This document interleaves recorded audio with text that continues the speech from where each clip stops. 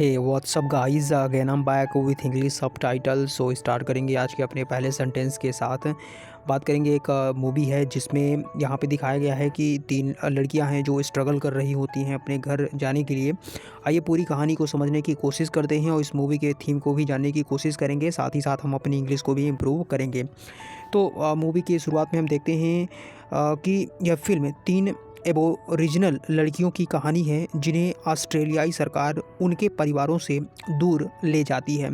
तो इसके लिए हम कह सकते हैं the film follows 3 Aboriginal girls who are taken from their family by the Australian government.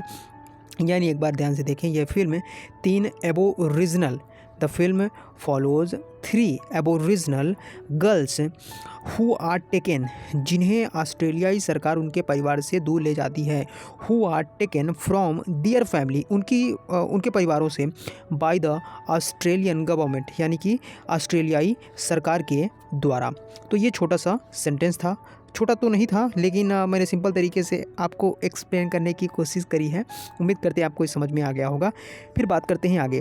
तो यहाँ पे आप देख सकते हैं, उन्हें मूर रिवर नाम की बस्ती में घरेलू काम सिखाने के लिए रखा जाता है। मतलब इनको जो ले जाया गया था, तो इनको मूर रिवर नाम की बस्ती है, तो वहाँ पे घरेलू काम को सिखाने के लिए रखा जाता है। सेंटेंस के लिए हम कह सकते हैं they are placed in a settlement called Moore River to be trained as a domestic worker. यानी कि उन्हें मूर रिवर नाम की बस्ती में घरेलू काम सिखाने के लिए रखा जाता है। यानी कि they are placed in a settlement called Moore River to be trained as a domestic workers. उम्मीद करते हैं आपको ये भी सेंटेंस समझ में आ गया होगा। अब मूव करते हैं अपने नए सेंटेंस की तरफ। फिर हमें आगे ये दिखाया जाता है कि लड़कियां जो हैं अकेलापन, डर और घर लौटने की तीव्र इच्छा महसूस करती हैं, क्योंकि उनको उनके फैमिली से दूर कर दिया जाता है। चूँकि उनकी एज भी ज़्यादा होती नहीं है, जिस वजह से ऐसा दिखाया जाता है कि ये जो लड़कियां होती हैं वो अकेलापन, डर और घर लौटने की तीव्र इच्छा महसूस करती हैं। इस सेंटेंस के लिए हम कह सकते हैं द गर्ल्स, यानी जो लड़कियां होती हैं, फील लोनली। लोनली का मतलब होता है अकेलापन, तो वो अकेलापन महसूस करती हैं। स्केर्ड का मतलब डर, डर महसूस करती हैं। एंड डेस्परेट का मतलब यहाँ पे आप कह सकते हैं निराश या फिर मन में उदासी। तो डेस्परेट टू रिटर्न होम, यानी कि घर जाने की जो उनकी तीव्र इच्छा होती है वो यहाँ पे देखने को हमें मिलती है। पूरा सेंटेंस अगर ध्यान से देखें कि लड़कियाँ अकेलापन, डर और घर लौटने की तीव्र इच्छा महसूस करती हैं। The girls feel lonely, scared and desperate to return home. तो ये काफ़ी सिंपल सेंटेंस था। उम्मीद करते हैं आपको ये समझ में आ गया होगा। मूव करते हैं अपने नए सेंटेंस की तरफ। फिर हम आगे देखते हैं कि मॉली, जो कि यहाँ पे बड़ी लड़की होती है, तो सबसे बड़ी लड़की मॉली फैसला करती है कि उन्हें वहाँ से भागना चाहिए। सबसे बड़ी जो लड़की होती है इन तीनों में से, जिसका नाम मॉली होता है, तो वो फैसला करती है कि उन्हें वहाँ से भागना चाहिए। तो Molly the eldest girl, eldest का मतलब जो बड़ी लड़की है, तो द एल्डेस्ट गर्ल डिसाइड यानी कि यहाँ पे वो निर्णय करती है क्या, दैट कि दे मस्ट एस्केप का मतलब वहाँ से उसको भागना चाहिए। एक बार सेंटेंस ध्यान से देखिए। सबसे बड़ी लड़की मॉली फैसला करती है कि उन्हें वहाँ से भागना चाहिए। Molly the eldest girl decides that they must escape का मतलब भागने से है। चलिए अब मूव करते हैं अपने नए सेंटेंस की तरफ। फिर हम देखते हैं कि वे चुपके से भाग जाती हैं और पैदल एक लंबी यात्रा शुरू करती हैं। वे चुपके से भाग जाती हैं और पैदल एक लंबी यात्रा शुरू करती हैं। So for this sentence we can say they run away का मतलब भाग जाने से है, तो दे run away secretly and begin a long journey on foot. यानी कि वे चुपके से भाग जाती हैं और पैदल एक लंबी यात्रा शुरू करती हैं। They run away secretly and begin a long journey on foot. वे चुपके से भाग जाती हैं और पैदल एक लंबी यात्रा शुरू करती हैं। उम्मीद करते हैं आपको यह भी सेंटेंस समझ में आ गया होगा। अब चलिए मूव करते हैं अपने नए सेंटेंस की तरफ। फिर हम देखते हैं कि उनका एकमात्र मार्गदर्शक वह रैबिट प्रूफ फेंस मतलब यहाँ पे आप देख सकते हैं ये जो तारों से बिछाई गई एक लंबी फेंस है, तारों की आप कह सकते हैं बाड़ा जैसा होता है। तो कहते हैं कि उनका एकमात्र मार्गदर्शक वह रैबिट प्रूफ फेंस है जो पूरे ऑस्ट्रेलिया में फैली है। तो मतलब उनको इस बात के लिए कहना चाहिए कि मार्गदर्शक था कि अगर ये जहाँ तक बिछी हुई है, इसका मतलब यहाँ तक ऑस्ट्रेलियाई गवर्नमेंट की जो है डोमेस्टिक बॉर्डर लगती है। तो ये इनके पास एक सबूत के तौर पे था, या यूँ कह सकते हैं कि उसको फॉलो करके ही वो आगे जाएं, तो इस तरह से वो वहाँ से निकल सकती हैं। स्पेशली बात करेंगे इस सेंटेंस की कि उनका एकमात्र मार्गदर्शक वह रैबिट प्रूफ फेंस है जो पूरे ऑस्ट्रेलिया में फैली हुई है। Their only guide is the rabbit proof fence that stretch का मतलब फैला हुआ होना, across Australia. The only guide is the rabbit proof fence that stretches across Australia.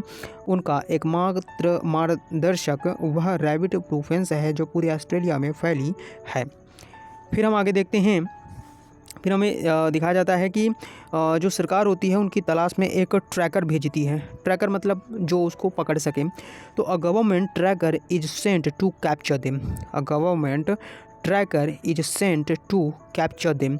सरकार उनकी तलाश में एक ट्रैकर भेजती है। और आप देख सकते हैं इस प्रकार ये फेंसेस पूरे जगह बिछाई गई होती हैं, तो जिसको पार करके ही उनको वहाँ से जाना होता है। मतलब अगर ये वो फॉलो करती जाएं तो जहाँ ये ख़त्म होगा वहाँ से ऑस्ट्रेलिया की जो बॉर्डर है वो ख़त्म होगी, तो इट मीन्स वो दूसरी जगह पहुँच जाएंगे।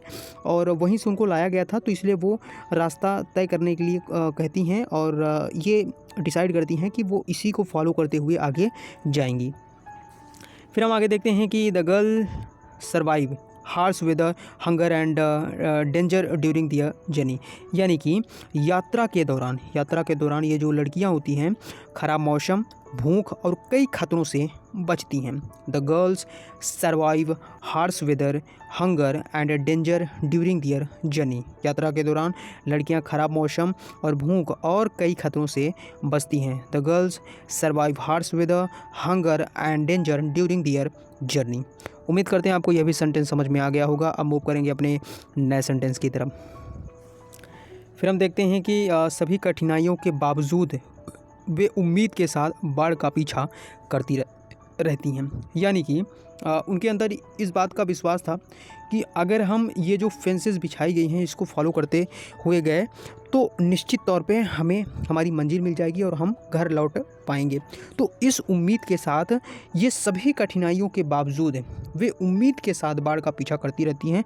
इस सेंटेंस के लिए हम कह सकते हैं डिस्पाइट ऑल ऑब्स्टिकल्स। ऑब्स्टिकल्स का मतलब यहाँ पे कठिनाइयाँ। तो all obstacles they keep following the fence with hope.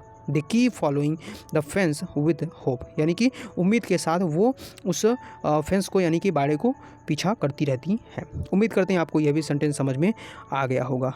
चलिए अब बात कर लेते हैं अपने नए सेंटेंस की। फिर हम देखते हैं कि अंत में वो फॉलो करते हुए लंबी यात्रा तय करती हैं और लंबा आप कह सकते हैं कि समय हो भी जाता है, लेकिन उनके अंदर ये होप होती है कि जब तक ये ख़त्म नहीं हो जाएगा, यानी जो फेंसेस बिछाई गई हैं हम तब तक यात्रा करते रहेंगे। फिर लास्ट में हमें दिखाया जाता है कि अंत में मॉली और बाकी लड़कियां आखिरकार अपने घर पहुंच जाती हैं, जो साहस और स्वतंत्रता का प्रतीक है। तो ये एक मैसेज हमें मिलता है। फिलहाल हम बात करेंगे इस सेंटेंस की। इन द एंड यानी अंत में Molly and the younger girls finally reach home symbolising courage and freedom. जो किस चीज़ का सिम्बोलाइजिंग कर रहा है, यानी कि किस चीज़ का संकेत दे रहा है, वो है साहस और स्वतंत्रता। तो एक बार फिर से सेंटेंस को ध्यान से देख लीजिए। अंत में मॉली और बाकी लड़कियां आखिरकार अपने घर पहुंच जाती हैं, जो साहस और स्वतंत्रता का प्रतीक है। In the end Molly and the younger girls finally reach home symbolising courage and freedom. So guys, इस मूवी के ज़रिए हमें ये कहानी ये सिखाती है कि आप अगर अंदर कुछ करने का जज्बा रखते हैं, कुछ पाने की आपके अंदर एक भूख होती है, तो वो मायने नहीं रखता कि आपके लिए परिस्थितियाँ कैसी हैं। वो सिर्फ इस बात पर डिपेंड करता है कि आपके अंदर साहस कितना है, आपके अंदर डेडिकेशन कितना है और आपके अंदर समर्पण कितना है। इनको एक ही लक्ष्य दिख रहा था कि घर जाना है, तो वो रास्ते में आने वाली कठिनाइयों को देखती ही नहीं थी, और जिस वजह से वो फाइनली अपने घर पहुंच पाती है। हम सभी के लिए एक सीख है कि अगर इस प्रकार की संघर्ष भरी सिचुएशन हमें कभी देखने को मिले तो इमेजिन करके सोचिए कि क्या कंडीशन हो सकती है अपनी। लेकिन यहाँ पे हम ये सीख सकते हैं कि अगर ये इतना स्ट्रगल कर सकते हैं तो हम हमारे लाइफ में तो इनसे ज़्यादा तो प्रॉब्लम नहीं है। तो हम उन प्रॉब्लम्स के लिए अपने आप को क्यों इतने एक्सक्यूज़ेस देते रहते हैं। उन चीज़ों को ओवरकम करके हम भी हमारे लाइफ में बेहतर कर सकते हैं। तो वही हमेशा से जो मैं कहता हूँ कि प्रॉब्लम सबके लाइफ में है। अब वो डिपेंड करता है आपके देखने का नज़रिया। आप उसको पॉजिटिव वे में लेंगे तो आपको सफलता मिलेगी। अगर आप नेगेटिव वे में लेंगे कि सारी प्रॉब्लम्स हमें ही क्यों हैं, दुनिया भर की समस्याएं मुझे ही क्यों दिखती हैं, तो फिर आप नेगेटिव टोन में जाएंगे और आप कुछ नहीं कर पाएंगे। इसलिए प्रॉब्लम सबके लिए हैं, तो उसको फेस करिए और करेज के साथ आगे बढ़ते रहिए। मुझे उम्मीद है आपको इस कहानी से बहुत कुछ सीखने को मिला होगा। साथ ही साथ हम अपनी सबटाइटल्स जर्नी को कंटिन्यू करते जा रहे हैं, तो इससे आपको अपनी इंग्लिश इम्प्रूव करने में भी मदद मिल रही होगी। चलिए दोस्तों, मिलते हैं हम अपने नए वीडियो में नए सबटाइटल्स के साथ और एक नई कहानी, नई मूवी के साथ। तब तक आप सभी लोग अपना ध्यान रखें, अच्छे से पढ़ाई करते रहें और कॉन्फिडेंस हमेशा बना के रखें कि जो आप चाहते हैं वो आप जरूर कर लेंगे। धन्यवाद।